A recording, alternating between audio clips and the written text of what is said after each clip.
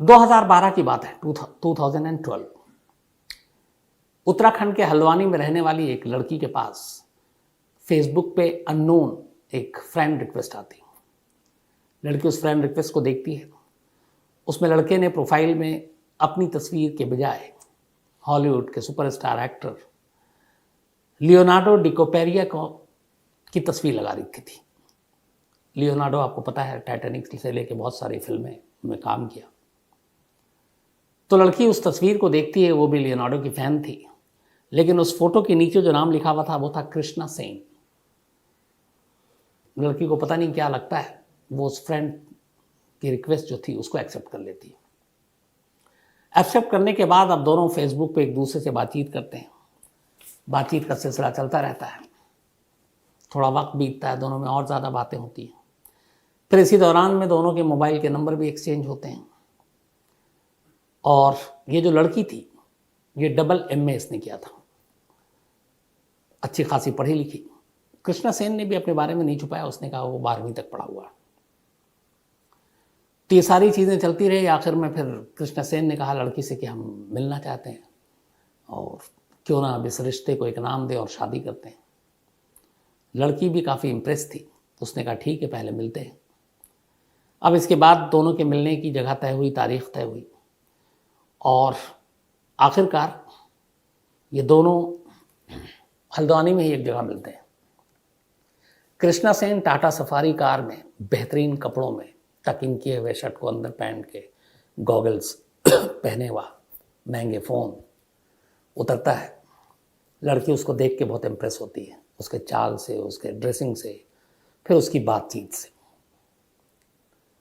लड़की बड़ी प्रभावित हो गई। फिर दोनों की मुलाकात हुई। लड़की ने अपने घर में ये बात बताई। लड़की के पिता की मौत हो चुकी थी। माँ जो है वहाँ हेल्थ सेक्टर में काम कर रही थी उत्तराखंड में, और वही घर चला रही थी। ये लड़की और उसका एक भाई था और घर की पूरी जिम्मेदारी माँ पर थी। धीरे धीरे जब दोनों की बातचीत हो गई और उसको लगा कि शादी करनी चाहिए, तो लड़की ने अपनी सारी परेशानी बताई और उसने कहा कि उसकी माँ ही इस घर को चलाती है और मेरी शादी के बाद माँ और भाई अकेले हो जाएंगे। तो लड़के ने कहा कि तुम फिक्र मत करो, मैं हूँ, तुम्हारी माँ और भाई आज से मेरे माँ और मेरे भाई हैं। लड़की के एक हाथ में कुछ स्किन प्रॉब्लम थी। उसने कहा मुझे ये प्रॉब्लम है। उसने कहा कोई बात नहीं, हम इसका इलाज कराएंगे, मुझे इन चीज़ों से मतलब नहीं है, मुझे तुमसे प्यार है। लड़की उन तमाम बातों से उसकी बहुत ज़्यादा प्रभावित हुई। फिर इसके बाद ये लड़का अपनी माँ और भाई को लेकर एक दिन इस लड़की के घर पहुंचा रिश्ते की बात करने के लिए। इसने बताया कि अलीगढ़ में इसकी फैक्ट्री है, एक फैक्ट्री हरिद्वार में भी डालना चाहता है बल्ब की, और पैसे वैसे सब ठीक है। माँ को लगता है इससे बेहतर क्या होगा, फिर वो कहता है कि हम आप लोगों का भी ख्याल रखेंगे। दोनों तरफ से रिश्ता तय हो जाता है। और ठीक वैलेंटाइन डे यानी कि वैलेंटाइंस डे 14 फेब 2014, 14 फरवरी 2014 को कृष्णा सेन और उस लड़की की शादी हो जाती है। शादी के बाद 4 साल बीत जाते हैं। अब 2018 आ गया और वही तारीख वैलेंटाइंस डे 14 फेब। ये लड़की हल्द्वानी के एक पुलिस स्टेशन में पहुंचती है 14 फरवरी 2018 को। ठीक उसी तारीख को 4 साल पहले जिस तारीख पे उसकी शादी हुई थी कृष्णा सेन से। और वहां जाकर पुलिस को एक कंप्लेंट लिखाती है। कहती है मेरा पति मुझे टॉर्चर करता है, डॉरी मांगता है, दहेज मांगता है, लेकिन ये सब चीज़ें छोड़ दी। उसने मुझे बिना डिवोर्स दिए हुए और मुझसे बिना अलग हुए हुए उसने दूसरी शादी कर ली। हिंदू मैरिज एक्ट के तहत ये जुर्म है और इसमें गिरफ्तारी का प्रावधान है। अब पुलिस ने जब ये कंप्लेंट देखा उस लड़की का, तो उसने फौरन कृष्णा सेन को तलब किया। घर पुलिस गई, कृष्णा सेन को बुलाकर थाने लाया गया। अब कृष्णा सेन से पूछताछ हुई। इस दौरान में लड़की के बयान पर पुलिस ने 498A डॉरी, बाकी धमकी देना, मारना पीटना, और एक और पहली शादी बिना तोड़े हुए, बिना डिवोर्स किए हुए दूसरी शादी करना, उसके तहत FIR दर्ज कर लिया। FIR दर्ज करने के बाद अब कृष्णा सेन को थाने बुलाया गया और उससे पूछताछ शुरू हुई। SHO साहब से लेके बाकी पुलिस के जो अमले थे, सारे मेल पुलिस वाले बैठे हुए हैं। लड़की भी वहीं है थाने में।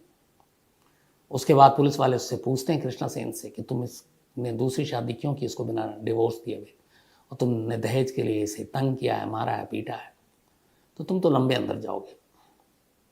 कृष्णा सेन सुनता रहा पुलिस के बात, जो भी पुलिस कह रही है, वो सारी धाराओं को भी सुन लिया उसने। सब कुछ सुनने के बाद फिर वो अचानक पहली लाइन बोलता है, मैं लड़का ही नहीं हूं, मैं लड़की हूं। अब पुलिस को लगता है कि ये क्या मजाक है, बोला फिर से बोलो। उसने कहा मैं लड़का हूं ही नहीं, मैं लड़की हूं। उसने फिर पूछा, उसने कहा मैं लड़की हूं।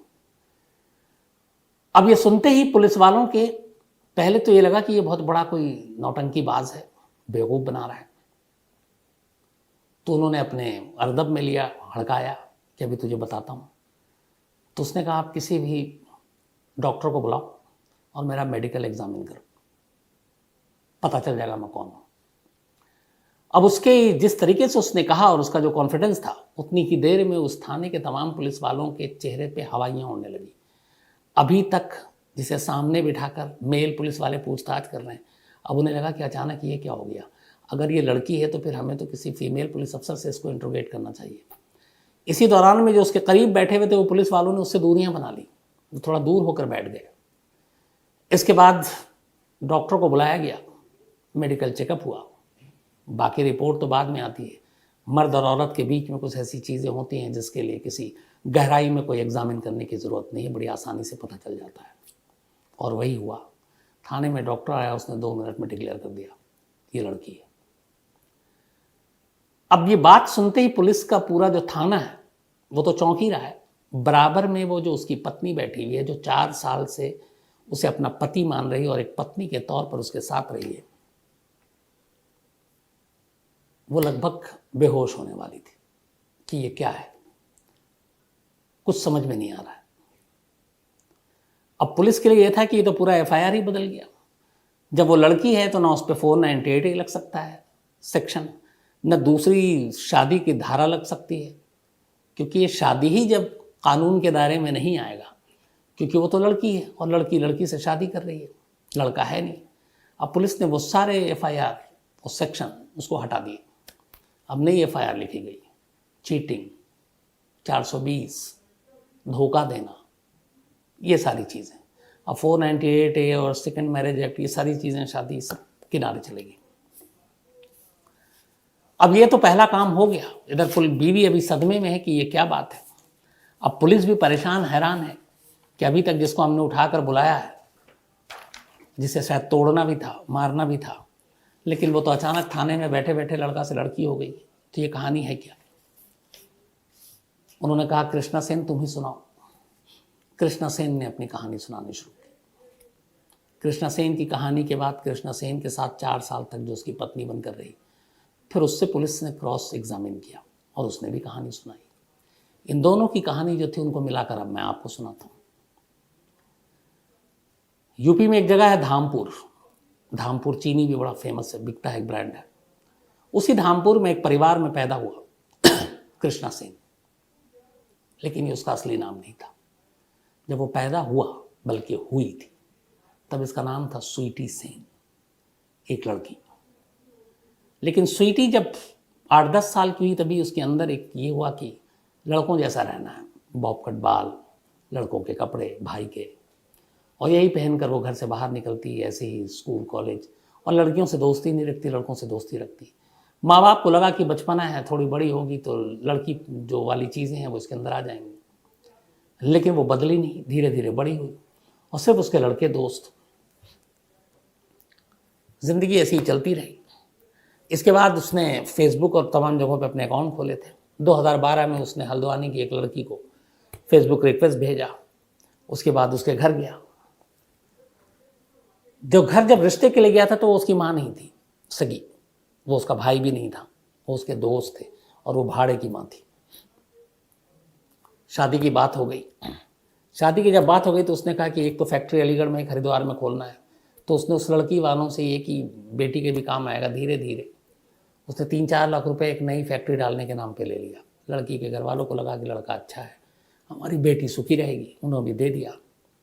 और इसके बाद आखिरकार शादी की तारीख तय होती है 14 फरवरी 2014। वहीं हल्द्वानी में एक रिजॉर्ट में शादी होती है। उस शादी में 30 से 40 लोग शामिल होते हैं। कृष्णा सेन की तरफ से। उसके बाद शादी करके वो अपनी बीवी को वहीं पे एक 3 रूम का घर लेता है और वहाँ ले जाता है।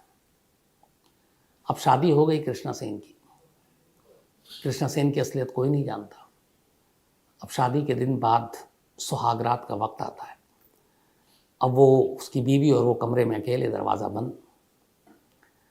पहली चीज़ जो चौंकाती है उसकी बीवी को, लेकिन ये सारे ख्याल अब उसके 4 साल बाद आ रहे हैं। अभी ये कहानी उसकी शुरुआत की है कि जब वो कमरे में दाखिल होता है तो अचानक वो बाथरूम में चला जाता है, दरवाज़ा बंद कर लेता है।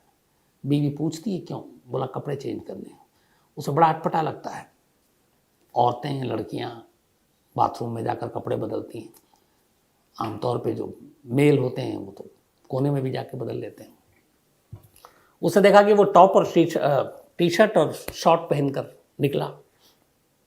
अब बीवी है, सुहागरात है। बीवी ने उसे गले लगाने की कोशिश की, पर उसने गले लगाकर उसको दूर कर दिया। उसने कहा कि शादी वादी हो गई, बहुत थक गया हूँ। बीवी ने कहा हो सकता है थक गया हो, चलो सो गई। अगले दिन सुबह ही उसने उठ के देखा उसका पति शेव कर रहा है, बाकायदा दाढ़ी वाड़ी बनाई। अगले दिन भी उसने कुछ बहाना कर दिया। अब पति पत्नी के अभी तक दोनों के बीच में रिश्ते कायम नहीं हुआ। 2-3-4 दिन बीता। इसके बाद वो बिजनेस के सिलसिले में कह करके अलीगढ़ जा रहा हूँ चला गया, कभी और वो अब शादी के बाद 1-1 हफ्ता 10-10 दिन तक बाहर रहने लगा। जब घर आता तो बहुत लेट आता, बीवी से कोई ना कोई बहाना करता। इस दौरान में उसने बीवी के घर वालों से और भी कुछ पैसे लिए, करीब कुल मिलाकर 8.5 लाख रुपए उसने ले लिए। और इधर एक पत्नी को उसकी पति के साथ जो रिश्ते होने चाहिए थे वो बने नहीं। लेकिन पत्नी को कभी कोई शक नहीं हुआ। बीच में ये लोग तीर्थ यात्रा पे गए। एक बार ये तीर्थ यात्रा पर जा रहे थे तो बहुत तेज उसको वॉशरूम जाना था। तो बीवी ने कहा कि आमतौर पे लड़के या आदमी तो सड़क पे भी कहीं या सन्नाटा है वहाँ पे भी कर लेते हैं, तो तुम भी कर लो। बट उसने कहा कि उस दिन भी मैंने नहीं सोचा, मतलब उससे कंट्रोल नहीं हो रहा, लेकिन वो ओपन में, खुले में, सड़क किनारे या झाड़ी में, वहाँ पे जो भी चीज़ थी वहाँ जाकर वो वॉशरूम करने को तैयार नहीं हुआ और ढूंढता रहा। और आखिरकार वो एक बाथरूम में गया और वहाँ दरवाज़ा बंद करके फिर उसने किया, बाहर आई। तो बड़ी उसको चौंकी। फिर उसको ये भी लगा कि ये क्या, तो उसने कहा नहीं, ये मेरा उसूल है। अब धीरे धीरे वक्त बीतता गया, लेकिन दोनों के बीच में कोई रिश्ते कायम नहीं हो रहे थे। थोड़ा सा बीच में अब इसको कुछ शक होता है। एक तो उसकी जो आवाज़ थी वो बहुत पतली लड़कियों जैसी, तो उसने बताया था कि मेरे हार्मोन में प्रॉब्लम है, इसलिए मेरी आवाज़ थोड़ी लड़की की जैसी है। और ऐसा है, बहुत सारे ऐसे लोग हैं, बहुत सारे को मैं जानता हूँ, जिनकी आवाज़ आप देखेंगे तो फीमेल जैसी है, बहुत बारीक पतली, लेकिन वो मेल होते हैं। अब इसकी आवाज़ पतली थी, लेकिन ये अपने आप को भारी करके बोलने की कोशिश करता था कृष्णा सेन।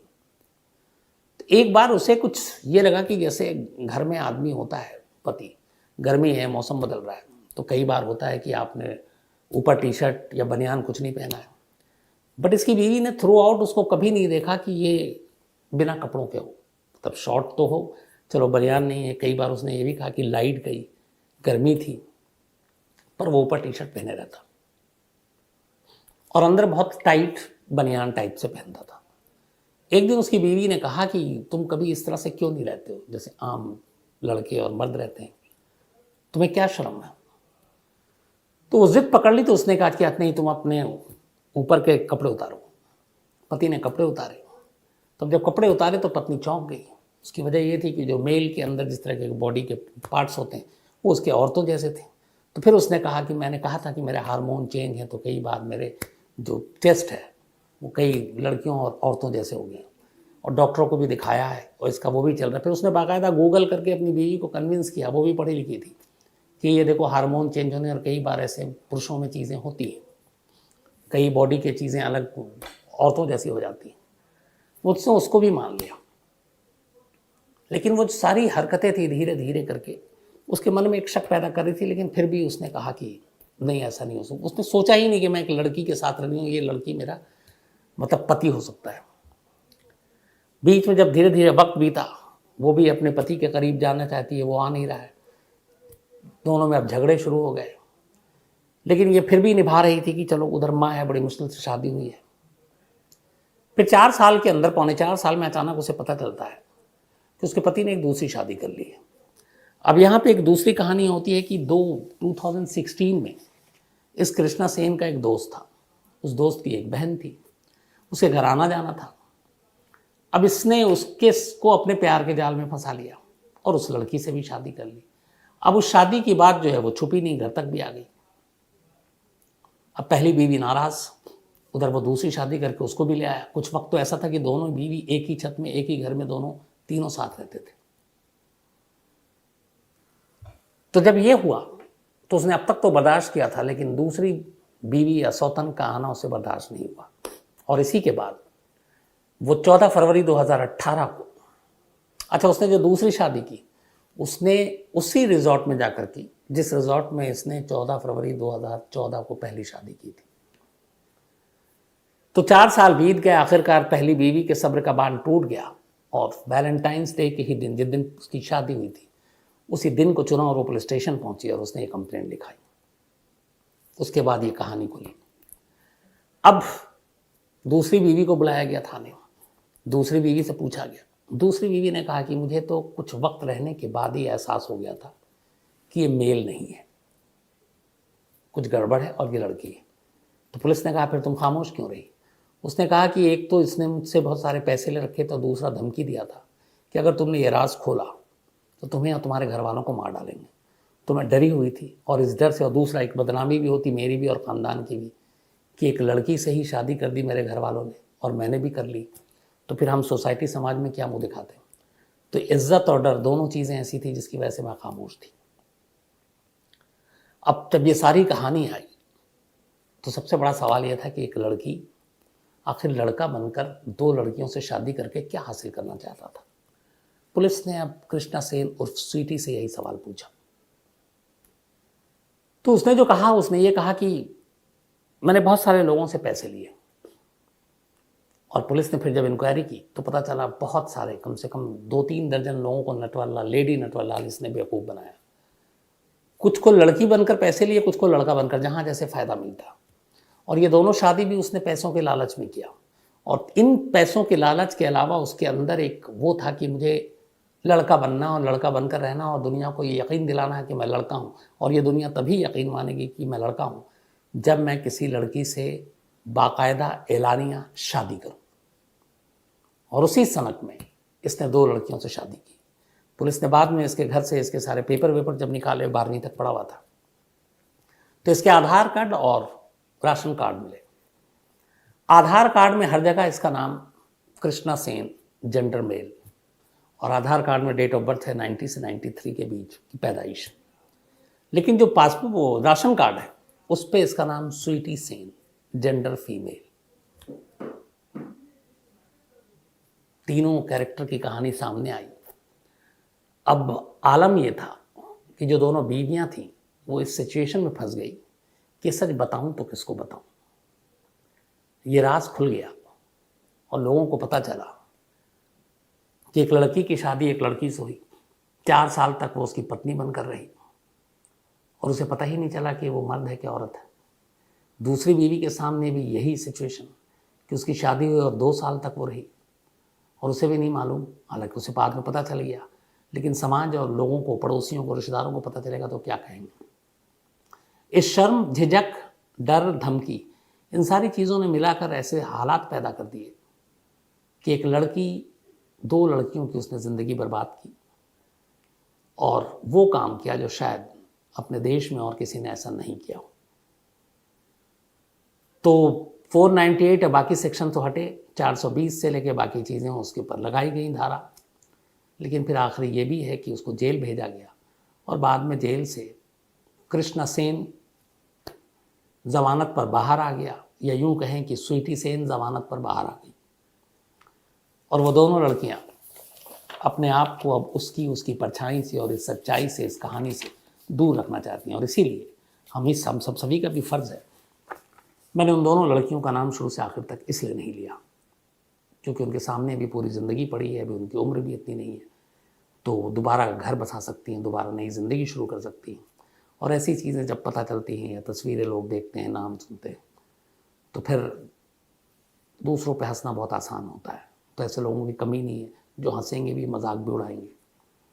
लेकिन यहाँ ये देखिए कि इनका कोई कसूर नहीं था, और उसने अपने आप को जिस तरीके से पेश किया, वैसे ही लड़कों की तरह कपड़े पहनना, वैसे ही बाल बनाना, गॉगल्स पहनना, सफारी गाड़ी को उस तरीके से ड्राइव करना जैसे मेल चलाते हैं, तो उसके पूरे हाव भाव, चाल चलन, बोलने उठने बैठने, हर चीज़ में एक लड़के वाली बात झलकती थी।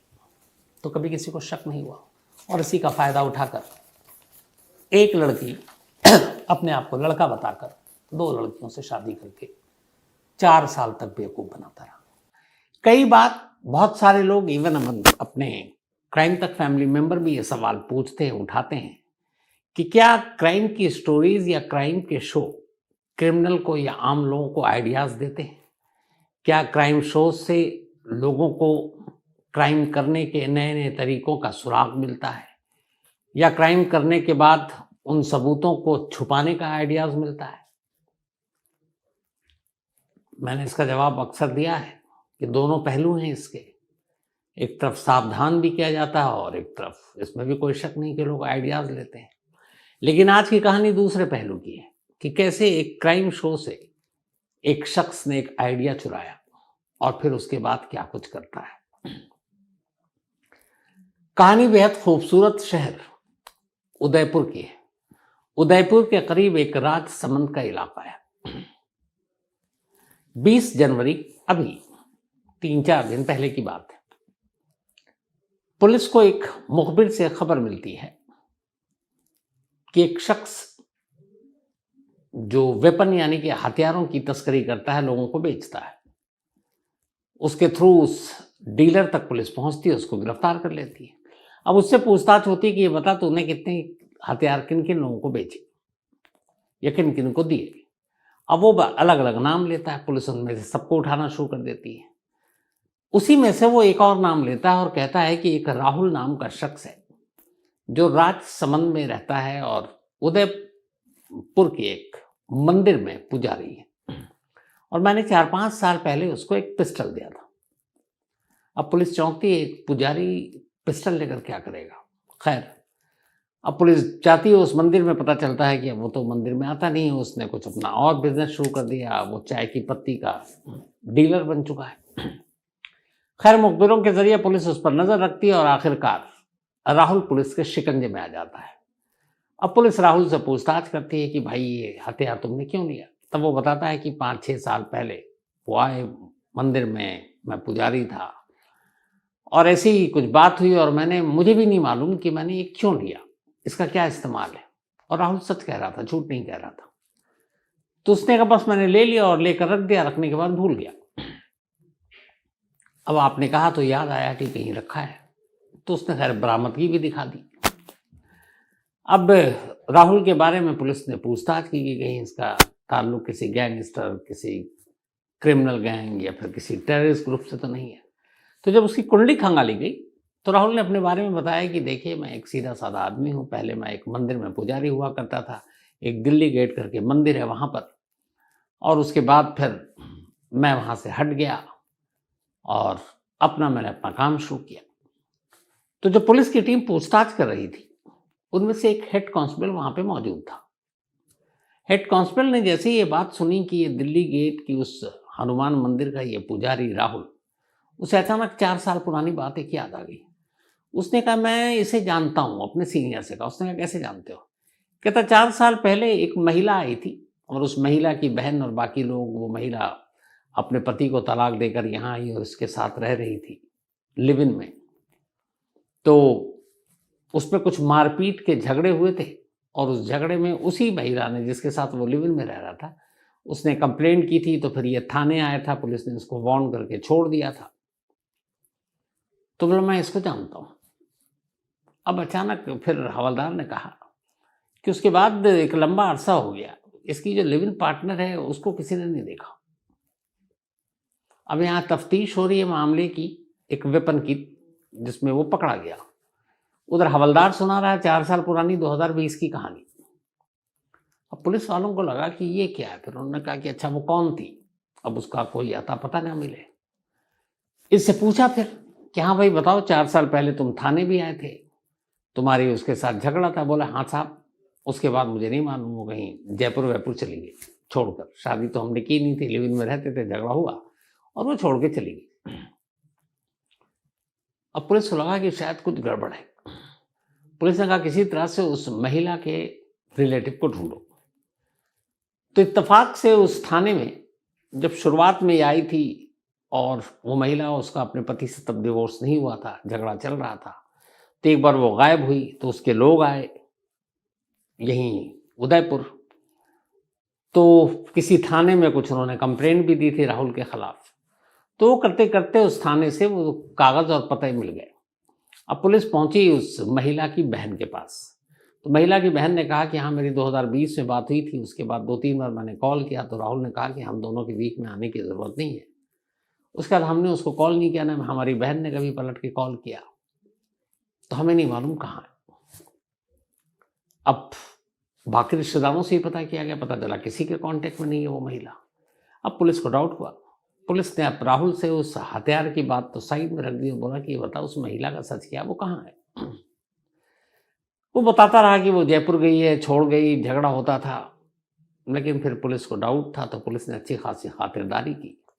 जब खातिरदारी हुई तो फिर राहुल टूट गया और उसके बाद उसने एक ऐसी कहानी सुनाई कि पुलिस वाले भी हैरान रह गए कि ऐसा कैसे हो सकता है। तो पूरी कहानी यूं है। हुआ ये कि बात 2019 की है। 2019 में तब राहुल ने एक दिल्ली गेट पे एक मंदिर, हनुमान मंदिर, वहां पे वो पूजा पाठ करवाता था। तो एक रोज वो मंदिर में था, तभी उसने देखा एक महिला अपने 2 बच्चों के साथ उस मंदिर में आई है और एक जगह बैठी हुई है और महिला रो रही और बच्चे भी रो रहे। तो राहुल उसके पास गया, उसने पूछा क्यों रो रहे हो। तो उसने कहा हमारा पति से झगड़ा हो गया, हमारा तलाक का मुकदमा चल रहा है और मैं गुस्से में अपने बच्चों को लेकर तो आ गई हूँ, पर मैं इस शहर में अनजान हूँ, किसी को जानती नहीं हूँ और हमारे पास पैसे भी नहीं, क्योंकि मैं गुस्से में अचानक आई और हमें भूख लगी है। राहुल ने इंसानियत के नाते कहा कि अच्छा रुको। उसने उस महिला को और उसके दोनों बच्चों को खाना वाना खिलाया। इसके बाद 1-2 दिन तक वो महिला उसी मंदिर में रही। उसने कहा कि आप यहाँ रह सकते हो। 2-3 दिन के बाद वो महिला वहाँ से चली गई राहुल को धन्यवाद देकर। उसके बाद बात आई गई हो गई। करीब 2-3 महीने बीत गए। 2-3 महीने बाद एक रोज़ वो महिला फिर वापस आती उसी मंदिर में। इस बार वो अकेली थी, उसके दोनों बच्चे उसके साथ नहीं थे। राहुल उसको पहचान गया। उसने पूछा कि बच्चे कहाँ हैं। उसने कहा हमारा फैसला आ गया अदालत का, पति से हमारा डिवोर्स, तलाक हो चुका है और अदालत के फैसले के मुताबिक मैंने भी विरोध नहीं किया, क्योंकि मैं कहाँ पालूं, दोनों बच्चे अपने पति को सौंप दिए। तो बोला अब तुम क्या करोगी। बोले मुझे नहीं मालूम, लेकिन वहां से निकलना था, मैं निकल कर आ गई और इस शहर में सिर्फ तुम्हें जानती। अब इधर चूंकि 1-2 दिन उधर रहा था राहुल, फिर ये जब लौट कर आई तो मन ही मन राहुल को उससे प्यार हो गया और वो महिला भी उस राहुल को चाहने लगी। दोनों ने इजहार किया। फिर ये हुआ कि अब कहाँ रहे।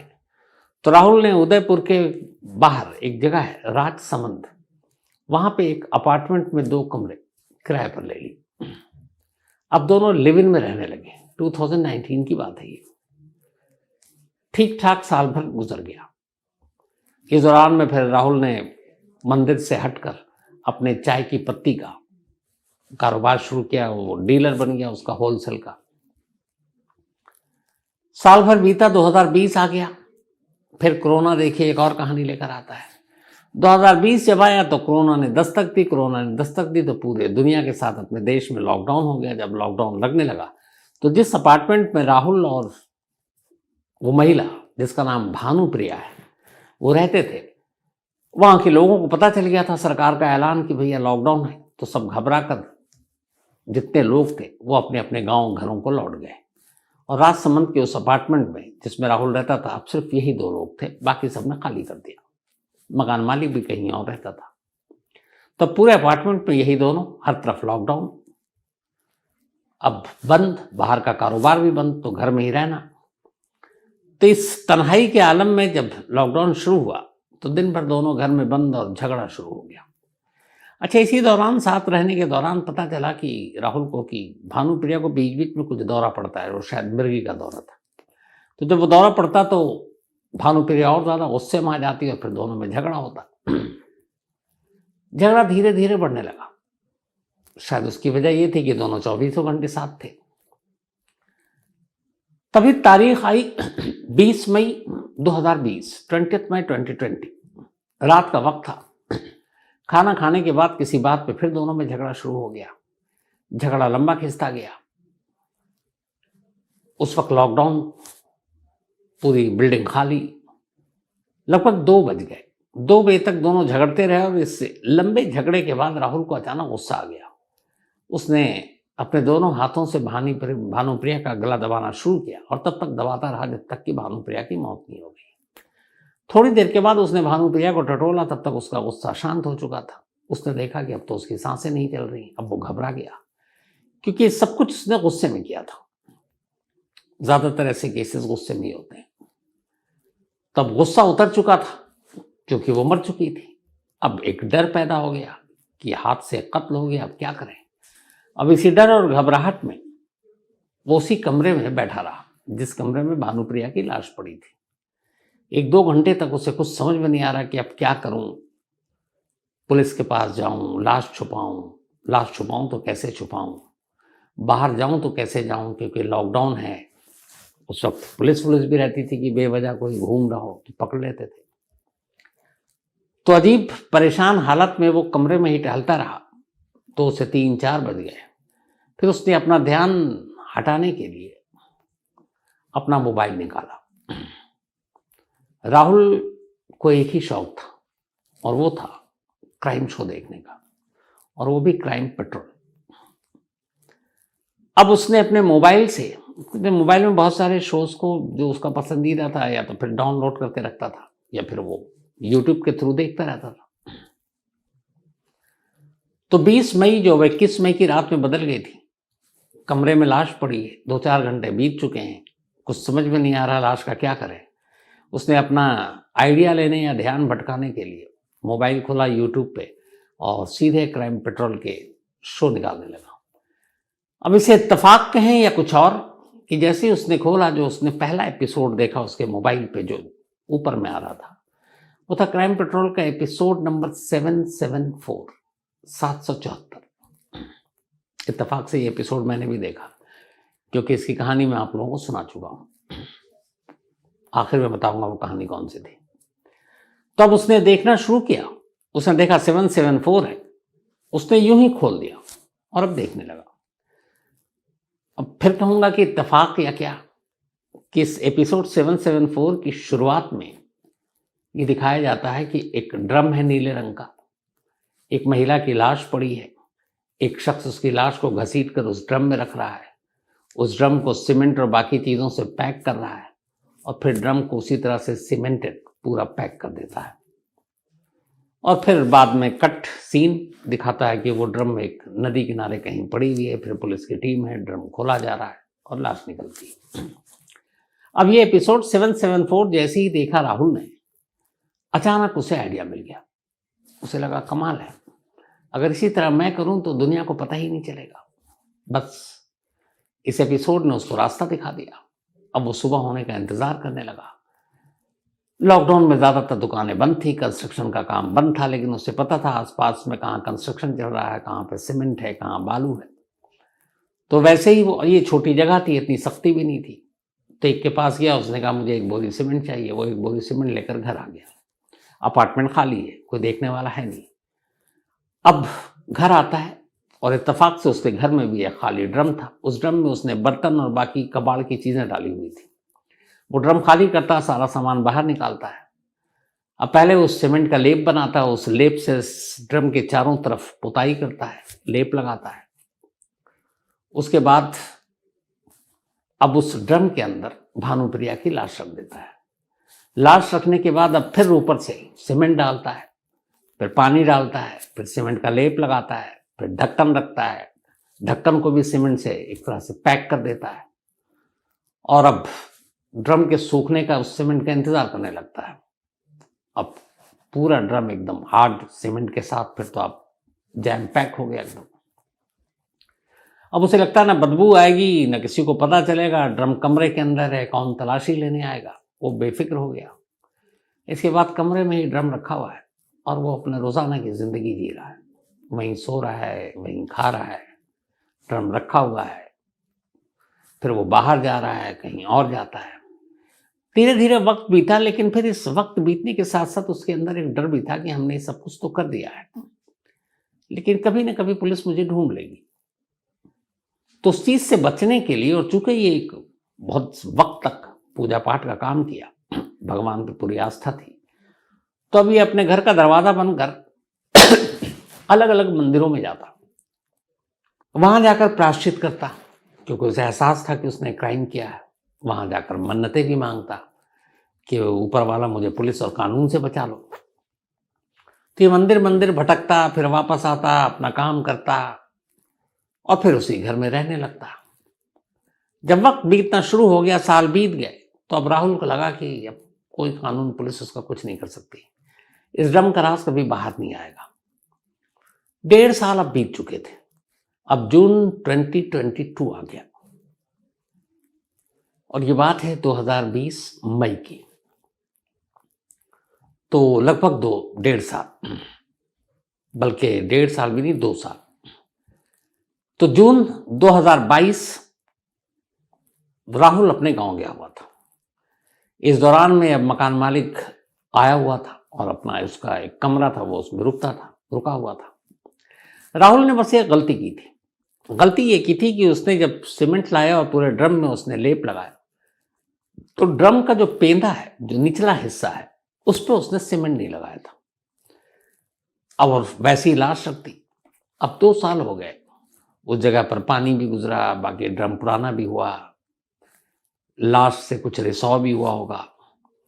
तो उन सारी चीजों की वजह से ड्रम का जो निचला हिस्सा पेंदा है, उसमें कुछ होल हो गया और उस होल या जंग लग गया। जंग लगने की वजह से कुछ रास्ते बन गए नीचे, तो अब ड्रम के अंदर की बदबू बाहर आने लगी।